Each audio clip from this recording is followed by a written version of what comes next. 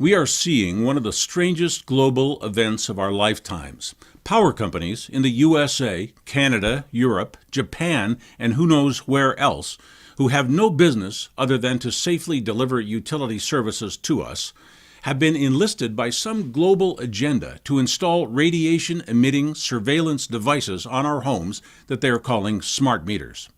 The reason that this is so strange is that even after we have told them that these devices are dangerous, harmful, unlawful, and invasive, they flatly ignore us and continue to attempt the installations as if we were speaking to a hole in the ground.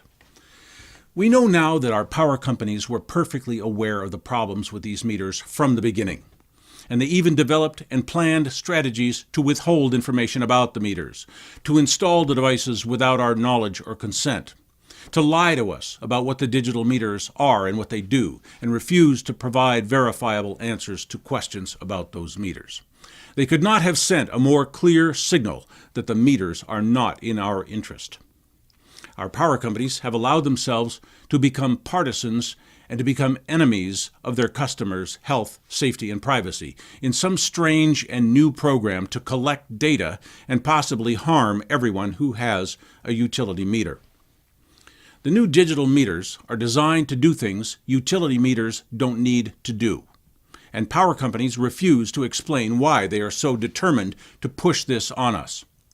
Most of us have become very dependent on our utilities, and our dependency is now being exploited by a global matrix called the smart grid, designed for massive collection and centralization of personal data.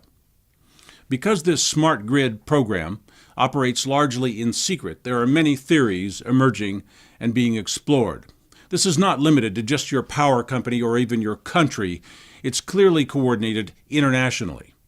United Nations Agenda 21 has become suspected as a key driver because that agenda calls for global controls of population behaviors and collection of data at the local level, just as the digital meters are designed to do. Those United Nations programs have been directly funded by proponents of global governance and depopulation, such as Ted Turner, Bill Gates, George Soros, and other members of secret societies advocating depopulation, such as the Club of Rome. Again, this is currently largely rumor and speculation, and we certainly need more facts to fully understand the bizarre experiment of invading private homes all over the world with high-tech monitoring devices posing as utility meters. Depopulation agenda or not, digital utility meters offer no benefit whatsoever to customers and pose a number of very serious hazards. It's hard to imagine the forces and pressures that could have enlisted your power companies in the smart meter program because broad-scale deployment of those meters exposes the power companies to huge negative legal and political consequences. Because of the secret character of the smart meter rollout, utility customers have been caught very much off guard and have made some mistakes on how we respond to this assault. We have protested and demonstrated. We have pleaded and argued with the utility company to remove the meters. We have asked the utility company to provide solutions, assuming they would want to. We have failed to recognize that the problem is much larger than mismanagement of a utility company. We have a determined public enemy at a level above our utility companies.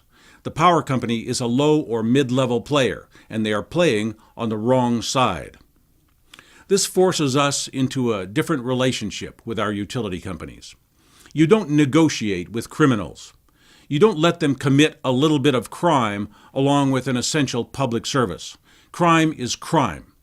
The only thing that crime calls for is enforcement, and unfortunately, as is so common these days, none of our public agencies seem to be willing or able to enforce safe utility metering for us, and we have no choice but to enforce for ourselves. Enforcement is very different from petitioning an institution for better service or responsible conduct.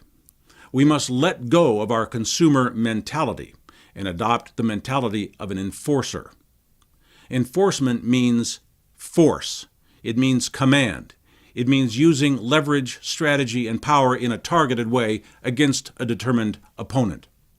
If you want your home in the future to be free of excess electromagnetic radiation and monitoring devices, there are some strategic and targeted strategies that I can suggest. First, never compromise with a violator. Never negotiate your rights, safety, and health away. Giving up those things damages you. What that means in the struggle against digital utility metering is never agree to any harmful or unclear proposal that has been devised by your utility company. Do not regard the company as your friend.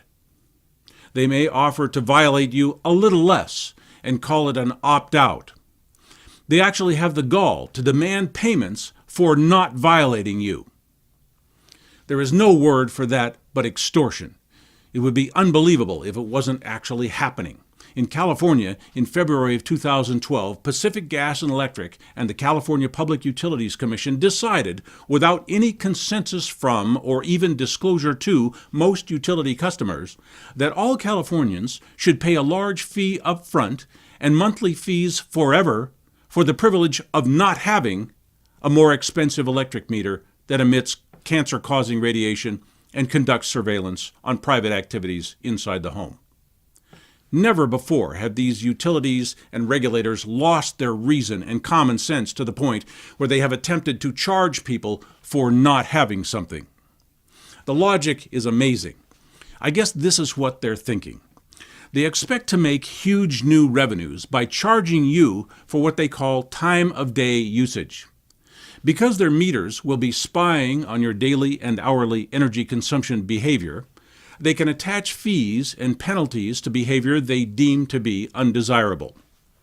If you refuse to accept the smart meter that enables them to raise all these fees, they want a way to get the revenues anyway, by simply charging you fees for not having the meter. And amazingly, regulators failed to see the plain criminal idiocy of such a scheme. This represents a major new paradigm in the exploitation of utility customers. It's astonishing that utility companies and regulators even imagined they could get away with such an assault on the basic rights of utility customers, and to presume that no one would resist, object, or hold them accountable for violating the public interest in such a blatant and contrived way. Public officials and utility administrators can be imprisoned for this if we and our justice system step up to the task. So that's the first strategy. Never accept any shady, half-criminal opt-out offer from your power company. The next strategy is even more powerful. Basically, it is collecting evidence. Evidence is what wins in a legal conflict.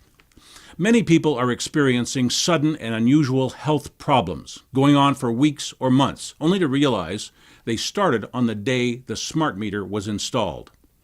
If a digital meter is ever installed on your home or workplace, keep a diary of all the changes in the occupant's health from the day that meter is installed. Write down the time, the day, the name of the victim, and the description of the symptoms or problems. Just from doing a few videos on smart meters, I've received many dozens of calls from people with horror stories about their digital meters. The story usually goes something like this. My kids and I were getting sick. The doctors couldn't figure out what was causing it. Then we realized it all started at the same time they installed our smart meter. Headaches, nausea, insomnia, lack of concentration, heart palpitations, mood swings, depression, confusion, poor performance at work or school, sick days, lost jobs, family dysfunctions and conflicts, disintegrating relationships. These are all things that should be written down and described with time and date. You'll find that you'll have a powerful legal device there. You can bring that as a sworn statement before your utility company or a court, and they will have no way to dispute or rebut that with first-hand knowledge. You have just created compelling and prevailing evidence in any legal contest. It's more important than you may know. Without that diary, you have little or no recourse against the costs to your health and your family that a digital utility meter may cause. Simply having that record gives you the legal power and advantage to leverage the future your way and to defeat the violator. the power company who thinks it doesn't have to listen and respond to your demand for safety, health, and privacy. The public is awakening to this issue. Our opinions and our voices are changing the political equation in the digital meter invasion. But this is no small program, and we will have to be heard. All of us will have to be heard if we wish to protect our health, safety, and privacy. That's the strategy for now. Refuse the installations, refuse the opt-outs, and keep records of any problems the digital meters are causing you. Those are the best protections we can have right now that I could think of. In an odd way, this digital meter problem is a helpful signal. It is clear now that we need to take action to get electromagnetic radiation and institutional surveillance out of our lives.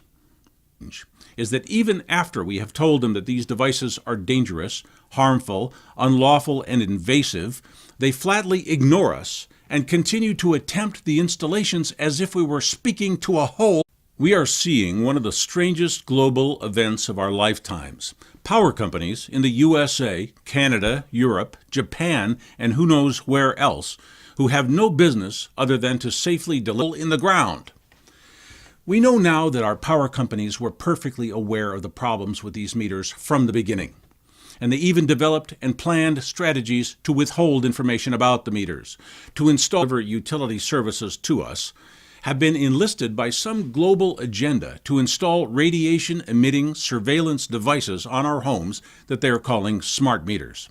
The reason that this is so strange, all the devices without our knowledge or consent, to lie to us about what the digital meters are and what they do, and refuse to provide verifiable answers to questions about those meters. They could not have